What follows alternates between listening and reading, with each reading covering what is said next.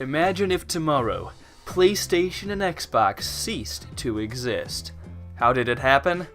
Well, I mean, it's really not that important how it happens. Sony and Microsoft could spontaneously go out of business. They could both get hit by trains. I don't know, it's not important. But where would that leave Nintendo and the video game landscape? Would Nintendo succeed? Would Nintendo fail? Would Nintendo become a heaping pile of garbage? Let your dumpy YouTube pal Redkwan tell you about what he thinks would happen in this weird and improbable scenario for an obscenely long time.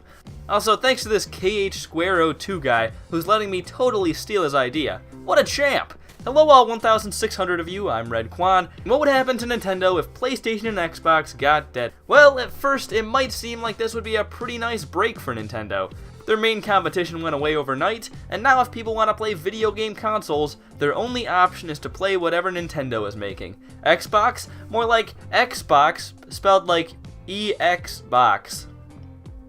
Kill me now. But I'm not so sure, to be honest, because the question is, to what degree are PlayStation and Xbox Nintendo's competition? Sure, they're the only other two companies who make dedicated video game systems, but from my experience at least, it seems like there are a few different types of people who play video games. One type is people who just really like video games, and who will buy whatever consoles they think are worth having. For these people, Nintendo systems aren't really competing with other systems, it's just a matter of whether each is worth the money by itself. Another type of people is Nintendo fans, and for them, a PlayStation or Xbox probably isn't something they really care to get. And whether they get the Nintendo system or not really depends on whether it's worth it for them to get the system. So PlayStation and Xbox aren't really Nintendo's rivals for them either. And the other important group is the group who likes PlayStation or Xbox, but who doesn't really have much interest in a Nintendo system. For them, these companies don't really compete with Nintendo either. From my experience, which I admit probably isn't indicative of how a lot of people think, most people don't see a Nintendo system as competition against PlayStations and Xboxes. For most people, the decisions on what console to buy is just based on whether that system is individually worth it to them. Sure, there is some level of competition there, but I really don't think the lack of other console options is going to help Nintendo a huge amount, and in fact, in the long run, it might just hurt them. Because the thing is, while people who play PlayStations and Xboxes are probably going to need somewhere else to play video games, I think the majority of these people would go into PC gaming instead of going out to get a Switch. A PC is basically just a PlayStation or an Xbox in terms of the major games that are on it, and in comparison with the Switch, I think the jump to playing games on PCs is a whole lot easier. Sure, some people will switch to the Nintendo system, no pun intended, but the games these people will want to play will be pretty darn close to what PCs offer, and even though they clearly prefer consoles as they play PlayStations and Xboxes instead of PCs, I think the fact that these people who own PlayStations and Xboxes probably don't care much for Nintendo games means that switching to PCs makes more sense than switching to Nintendo. I'm honestly not trying to do all these puns, it's just really hard to come up with word variety here. I just think it's easier to make a change in your system than it is to make a change in your games. So I really think the bigger gainer from all this will be the PC market. But Redkwan, you say, just because a lot of people will switch over to PCs doesn't mean it hurts Nintendo. Nintendo will still get some new players out of it, even if it isn't all that much of a boost. And yeah, you're right. At the beginning, it's still a good thing. Much more people will be playing games on the PC, and a decent amount more people will now be playing the Nintendo system. But what's happened is that the console market got completely drained overnight. Sure, Nintendo is more popular than they would have been, but I think PlayStation and Xbox leaving consoles is the turning point in the movement away from consoles altogether. People have been talking about how consoles are dying for years and years, and honestly, they still seem to be doing fine. There's still a big market of people who really like playing games on consoles, and the Switch and PS4 are both doing really well. The Xbox One isn't doing terribly either. But if the PlayStation and Xbox left, causing a huge shift into PC games, I think that event could be the turning point that triggers the end of consoles.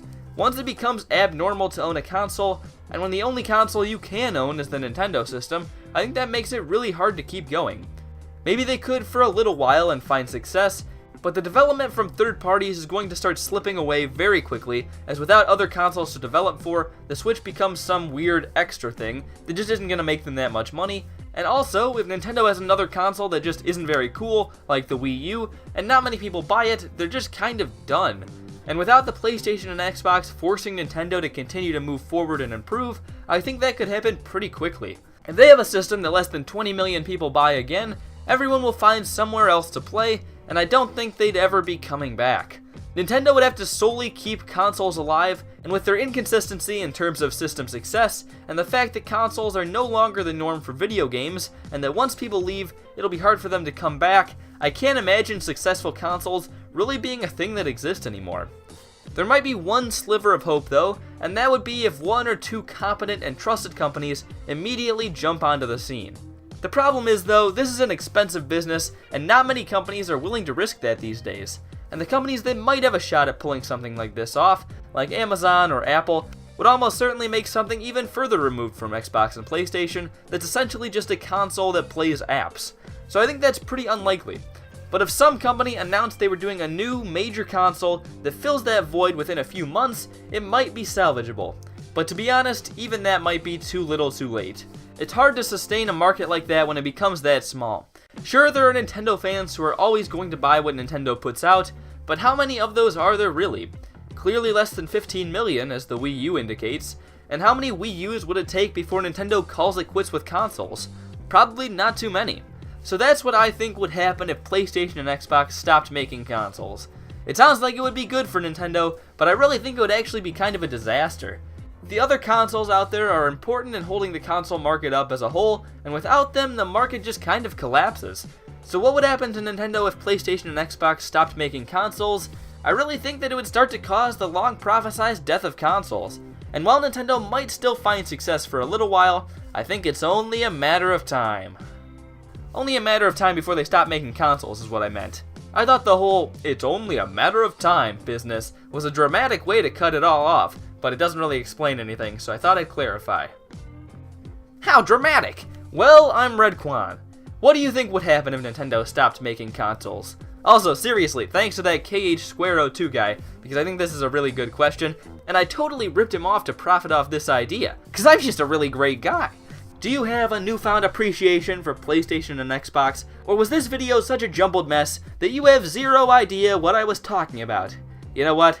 Maybe that's for the best. Anyways, I'm Redkwan, thank you all for watching, and I'll hopefully see you all later. Goodbye.